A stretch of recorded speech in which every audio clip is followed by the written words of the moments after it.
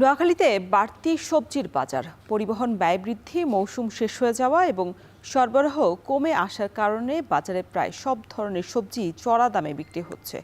এ বিষয়ে আরও বিস্তারিত জানাতে নোয়াখালীর মাইজদি পৌর বাজার থেকে যুক্ত হয়েছেন নাসিম শুভ।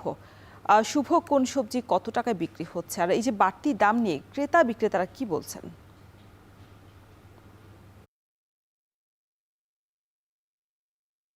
রসুন আজ থেকে ঠিক ১ মাস আগে এই বাজারে পটল বিক্রি হতো কেজি প্রতি ৩০ টাকায়, সেটি এখন বিক্রি হচ্ছে ৮০ থেকে ৮৫ টাকায়। এছাড়া এই বাজারে ফুলকপি বিক্রি হচ্ছিল ১ মাস আগে ২০ থেকে ২৫ টাকা কেজি প্রতি, সেটি এখন বিক্রি হচ্ছে ৮০ থেকে ১০০ টাকা।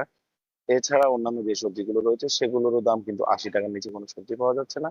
যার কারণ হিসেবে স্থানীয় যারা পাইকার রয়েছেন এবং যারা খুচরা বিক্রেতা রয়েছেন তারা বলছেন আসলে একদিকে পরিবহন ব্যয় বেড়েছে, কারণ বাজারে ডিজেল এভেলেবেল না থাকার কারণে কিন্তু তাদের যে পরিবহনে যে ট্রাক বা অন্যান্য এই পরিবহনে করে মালামালগুলো আনতে হয় সেগুলোতে বাড়তি খরচ দিতে হচ্ছে। অন্যদিকে আসলে গত মাসে বৃষ্টির কারণে নোয়াখালী সব দেশের বিভিন্ন জায়গায় বেশ কিছু সবজি ক্ষেতের সবজি নষ্ট হয়েছে। এছাড়া এখন ঠিক সবজির মৌসুম না হওয়া কারণেও কিন্তু সবজির বাজারে দাম বাড়তি রয়েছে বলেই কিন্তু যারা পাইকার এবং যারা খুচরা বিক্রেতা তারা বলছেন। তো আমি এখানে আজ সকাল থেকে নোয়াখালী পৌর বাজার এলাকায় এসে কথা বলছি বিভিন্ন পাইকার এবং খুচরা বিক্রেতা এবং যারা ক্রেতা রয়েছেন তাদের সাথে। যারা পাইকার রয়েছেন তারা বলছেন আসলে দেশের বিভিন্ন স্থানে যেখানে সবজি উৎপাদন হয় সেসব এলাকাতেই কিন্তু সবজি বাড়তি দামে তারা কিনতে হচ্ছে, যার কারণে তারা খুচরা পর্যায়েও কিন্তু ওই বাড়তি দামে বিক্রি করতে হচ্ছে এবং খুচরা পর্যায় থেকে সাধারণ ভোক্তা পর্যায়েও কিন্তু ওভাবেই করে বাড়তি দামে বিক্রি হচ্ছে। যার কারণে কিন্তু গত ১ মাসের ব্যবধানে সব ধরনের সবজিতে কেজি প্রতি ৫০ থেকে ৬০ টাকা বেড়েছে বলে আমরা খবর পেয়েছি।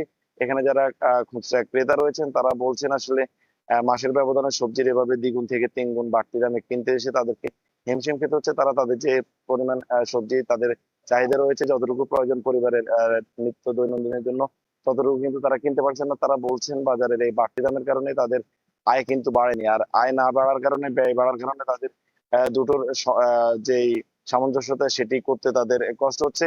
এছাড়া গত ১ মাসের বেশি সময় ধরে দেশের বিভিন্ন স্থানে তেলের সংকটের কারণে কিন্তু বিভিন্ন যানবাহন সেগুলো যেগুলোতে করে দেশের এক স্থান থেকে অন্য স্থানে সবজি আনা নেওয়া করা হয় পাইকারি পর্যায়ে, সে সকল যানবাহনেরও কিন্তু খরচ দ্বিগুণের মতো বেড়েছে। যার কারণে এর প্রভাব কিন্তু একদম বাজারের খুচরা পর্যায় পর্যন্ত পড়েছে। তো যারা বাজারের পাইকার রয়েছেন তারা বলছেন যে এই সমস্যাগুলো যদি কাটিয়ে আসা যায়, অর্থাৎ এই পরিবহনের যে ব্যয় সেগুলো যদি স্বাভাবিক করা যায় তাহলে হয়তো সবজির দাম কিছুটা কমবে। এছাড়া যারা খুচরা পর্যায়ের ক্রেতা রয়েছেন তারা বলছেন বাজারে যদি ভোক্তা অধিদপ্তর সহ অন্যান্য প্রশাসন নজরদারি রাখা যায় তাহলে হয়তো সবজি কেউ সিন্ডিকেট করেও এটির দাম বাড়িয়ে রাখতে পারবে না। তো রৌশন, এই ছিল আসলে নোয়াখালী থেকে সবজি বাজার নিয়ে আমার কাছে এখন অব্দি সব শেষ। সবজির বাজার পরিস্থিতি জানাচ্ছিলেন নাসিম শুভ।